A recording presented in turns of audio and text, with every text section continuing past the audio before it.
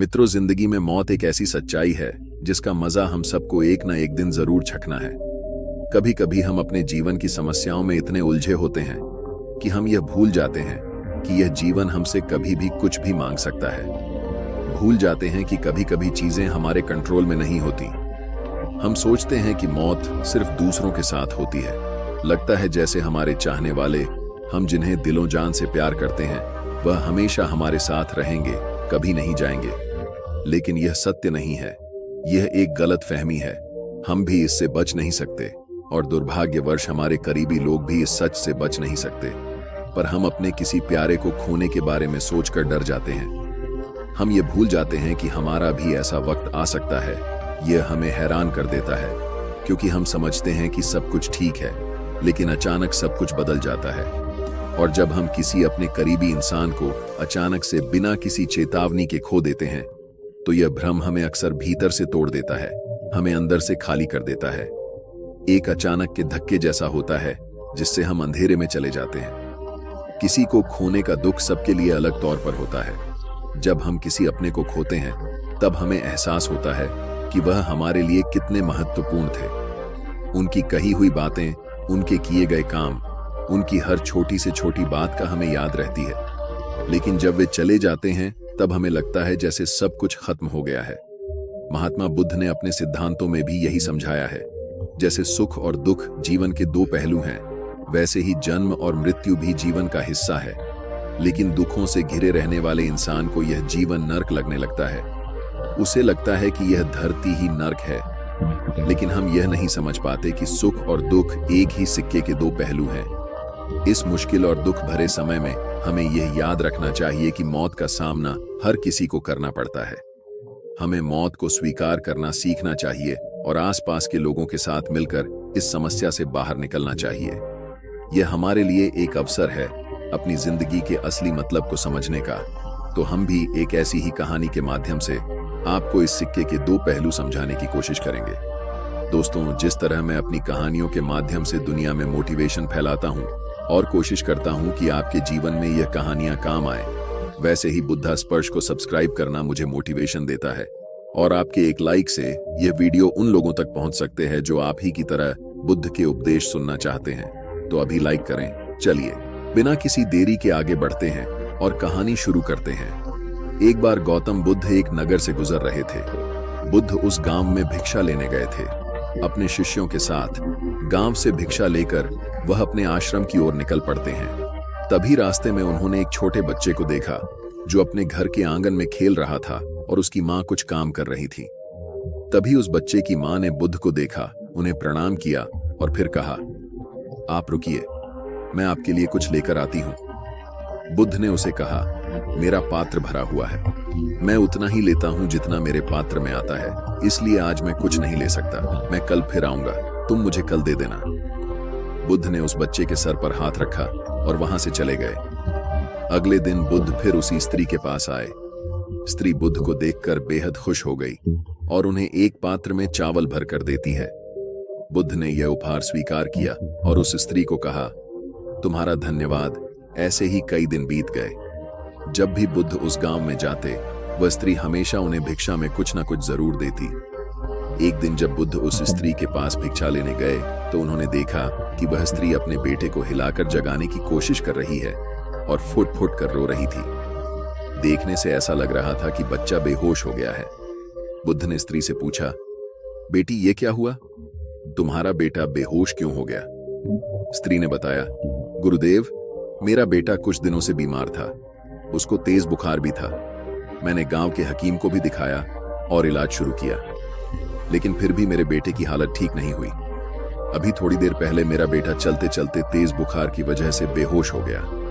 बुद्ध ने लड़के का परीक्षण किया और समस्या को समझने के बाद बुद्ध ने उस स्त्री को कुछ जड़ी बूटी दी और कहा, इसे गेहूं के बीज दबाकर रख देना और अपने बच्चे को इसका रस निकाल कर पिलाना, इस तरह वह स्वस्थ बना रहेगा। स्त्री ने उस जड़ी बूटी को रख लिया और बुद्ध उसके बाद वहां से चले गए। एक महीने बाद बुद्ध बस्ती में जाकर वह लोगों को उन परेशानियों के बारे में उपदेश दे रहे थे जो सभी लोगों को प्रभावित कर रहे थे। तभी उस सभा में एक स्त्री अपने बच्चे को अपने गले से लगाए बुद्ध के पास पहुंची और बच्चे को बुद्ध के चरणों में रखकर बोली, हे बुद्ध, मौत क्या होती है, उसकी पीड़ा क्या होती है? यह आप मुझसे पूछो। मैं एक विधवा हूं और अब मेरा बेटा, मेरा पुत्र भी मुझे अब छोड़कर चला गया है। अपने बेटे की इतनी छोटी उम्र में मृत्यु किसी मां को ना देखनी पड़े। मैंने आज तक बहुत दान किए, कभी किसी का बुरा नहीं चाहा, ना मैंने आज तक भगवान से कुछ मांगा। लेकिन अब मेरे इस बेटे को देखिए, वह अब ना तो रोता है ना हंसता है। क्या आपने मुझे नहीं पहचाना? बुद्ध ने उस बच्चे को अपनी गोद में उठाकर उस स्त्री से कहा, तुम्हारा पुत्र बहुत ही सुंदर है। मैंने तुम्हें कुछ जड़ी बूटियां दी थी, क्या तुमने उसे नहीं पिलाया?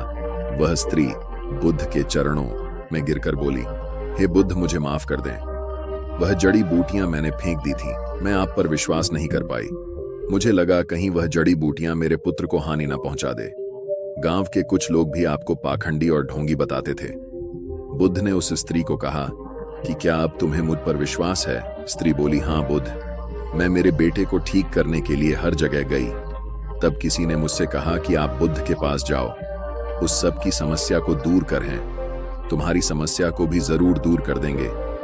हे बुद्ध, आप मेरे बेटे को कृपया करके जीवित कर दें। बुद्ध ने स्त्री से कहा, जैसे जीवन सत्य है वैसे ही मृत्यु भी सत्य है, उसे स्वीकार करना चाहिए। जीवन एक बहती हुई नदी की तरह है, यह आगे बढ़ता है और इसके पथ को कुछ भी नहीं रोक सकता। जिस तरह एक नदी समुद्र में जाकर मिल जाती है, हमारी आत्मा को भी इस कुदरत में ही जाना है। स्त्री बोली, हे बुद्ध, आप मेरी वेदना नहीं समझ रहे हैं। मैं एक विधवा हूं, मेरे जीने का इकलौता सहारा मेरा पुत्र था और अब वह भी मुझे छोड़कर चला गया। अब मैं किसके सहारे जीऊंगी? मुझे ज्ञान के बड़े उपदेश नहीं चाहिए, मुझे केवल मेरा पुत्र चाहिए। क्या आप उसे जीवित नहीं कर सकते? क्या आप मुझ पर रहम नहीं करेंगे? बुद्ध बोले, ठीक है, मैं तुम्हारे बेटे को अवश्य जीवित कर दूंगा, लेकिन उसके लिए तुम्हें सबसे पहले मेरा एक काम करना होगा। तुम्हें जाकर किसी एक घर से मुट्ठी भर पीली सरसों के दाने लाने हैं। वह स्त्री कहती है, ठीक है बुद्ध, मैं अभी लेकर आती हूं। बुद्ध ने कहा, रुको, तुम्हें यह सरसों के दाने किसी ऐसे घर से लाने हैं जहां आज तक कोई मृत्यु ना हुई हो। उस स्त्री आंसू पोंछकर बोलती है, हे बुद्ध, मैं अभी लेकर आती हूं। वह अपने बेटे को लेकर दौड़ती हुई गांव की तरफ जाती है। वहां उसने एक घर का दरवाजा खटखटाया। गृहस्वामी बाहर आया। उस स्त्री ने उस गृहस्वामी से एक मुट्ठी पीली सरसों के दाने मांगे। उस स्वामी ने स्त्री को सरसों के दाने दे दिए। वह खुशी खुशी दाना लेकर जा रही थी कि तभी उसे याद आया कि बुद्ध ने ऐसे घर से दाने लाने के लिए कहा था जहां किसी की भी मृत्यु ना हुई हो। स्त्री ने गृहस्वामी से पूछा, क्या तुम्हारे घर में किसी की मृत्यु हुई है? स्वामी ने कहा, हाँ, कुछ दिन पहले मेरे पिता की मृत्यु हुई थी। स्त्री ने स्वामी को वापस कर किसी दूसरे घर पर जाने का फैसला किया। दूसरे घर में जाकर उस स्त्री ने फिर से सरसों के दाने मांगे और पूछा कि क्या तुम्हारे घर में किसी की मृत्यु हुई है? आदमी ने कहा कि हाँ, आज से 10 साल पहले मेरा पूरा परिवार बाढ़ में बह गया था। केवल मैं अकेला जीवित रह गया और अब मैं अकेले अपनी जिंदगी का बोझ उठा रहा हूं। उस स्त्री ने सोचा कि ऐसा घर कहां पर मिलेगा जहां पर किसी की मृत्यु ना हुई हो, लेकिन फिर भी उसने कोशिश जारी रखी। उस स्त्री ने हार नहीं मानी। वह पूरे दिन सुबह से शाम तक पूरे गांव में घूमती रही, लेकिन उसे कोई भी ऐसा घर नहीं मिला जहां किसी की मृत्यु ना हुई हो। वह स्त्री रोते रोते अपने बेटे को गले से लगाकर बुद्ध के पास जा रही थी। तभी उसे रास्ते में एक शमशान घाट दिखा। उसने वहां जाकर अपने बेटे के लिए एक गड्ढा खोदना शुरू कर दिया। वह गड्ढा खोती जा रही थी और रोती जा रही थी। उसके बाद उसने काफी देर तक अपने बेटे को निहारा और उसका माथा चूमते हुए उसने फिर उसी गड्ढे में अपने बेटे को दफन कर दिया और अपने आंसू पहुंचकर बुद्ध के पास आ गई। बुद्ध उसी सभा में स्त्री का इंतजार कर रहे थे। वह बुद्ध के चरणों में गिरकर रोने लगी। उसके आंसू रुकने का नाम नहीं ले रहे थे। वह बस रोती जा रही थी। जिसे जीवन मिला है उसे मृत्यु भी अवश्य मिलेगी, चाहे राजा हो या रंक, युवा हो या कोई वृद्ध। मृत्यु सभी को आनी, लेकिन अब तुम उसके अगले सफर के लिए उसे विदा करना होगा। वह स्त्री बुद्ध से बोली, हे बुद्ध, आप सच कहते हैं। पहले मुझे ऐसा लग रहा था कि मृत्यु का दर्द केवल मेरे अंदर ही है, लेकिन फिर मैंने देखा कि दुनिया में लोग मुझसे भी ज्यादा पीड़ा और दुख का अनुभव कर रहे हैं। इस पर बुद्ध कहते हैं, तुम्हारा बेटा कहीं नहीं गया है, वह तुम्हारे आसपास ही है। उसे महसूस करो, यह परम सत्य है। जब तक सृष्टि रहेगी दुख इंसान के साथ साथ चलता रहेगा और उसका कारण है मनुष्य का खुद के साथ किसी को बांध लेना और जब तक वह रहेगा तब तक हमें दुख होता रहेगा, और जब तक मोह रहेगा तब तक हमें दुख होता रहेगा। जब कोई वस्तु हमारे पास रहती है तो हमें उसकी कदर नहीं होती, लेकिन जैसे ही वह हमसे दूर चली जाती है, उसके ना होने का एहसास हमारे अंदर गहरी पीड़ा बना देता है और हम दुखी हो जाते हैं। हम जीवन को होश में नहीं जीते, इसीलिए मृत्यु होने पर हम रोते हैं, छटपटाते हैं, लेकिन उसे समझते नहीं हैं। वह स्त्री बुद्ध से कहती है, हे बुद्ध, यह तो सभी को पता है, लेकिन इससे मुक्ति कैसे पाए? बुद्ध ने कहा, मुक्ति के लिए भी विवेक जगाना आवश्यक है। शांत हुए बिना विवेक नहीं जा सकता।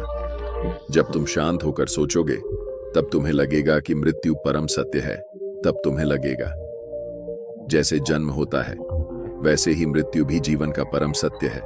सुख और दुख दोनों को होश में देखने के बाद तुम्हें अनुभव होगा कि यह दोनों ही एक ही सिक्के के दो पहलू हैं। और जब तुम्हारा मन इस चेतना से भर जाएगा तब तुम यह जान और समझ पाओगी कि जन्म और मृत्यु मिलन और वियोग नहीं है, एक ही होते हैं। वह स्त्री बुद्ध से बोली, यह बुद्ध, आपने मुझे एक नया रास्ता दिखाया है। मुझे अब तक मेरे पुत्र के जाने के बाद अपना जीवन व्यर्थ लग रहा था, लेकिन अब मुझे जीवन का मोल समझ आ गया है। जो रास्ता आपने मुझे दिखाया है, अब मैं उसी पर चलूंगा। दोस्तों, आपने आज के इस वीडियो से क्या सीखा वह मुझे आप कमेंट में बता सकते हैं। इसी के साथ में उम्मीद है कि आपको आज की वीडियो पसंद आई होगी, तो इस वीडियो को उस इंसान को शेयर अवश्य करें। मिलते हैं एक नई वीडियो के साथ, जब तक अपना ख्याल रखें। धन्यवाद।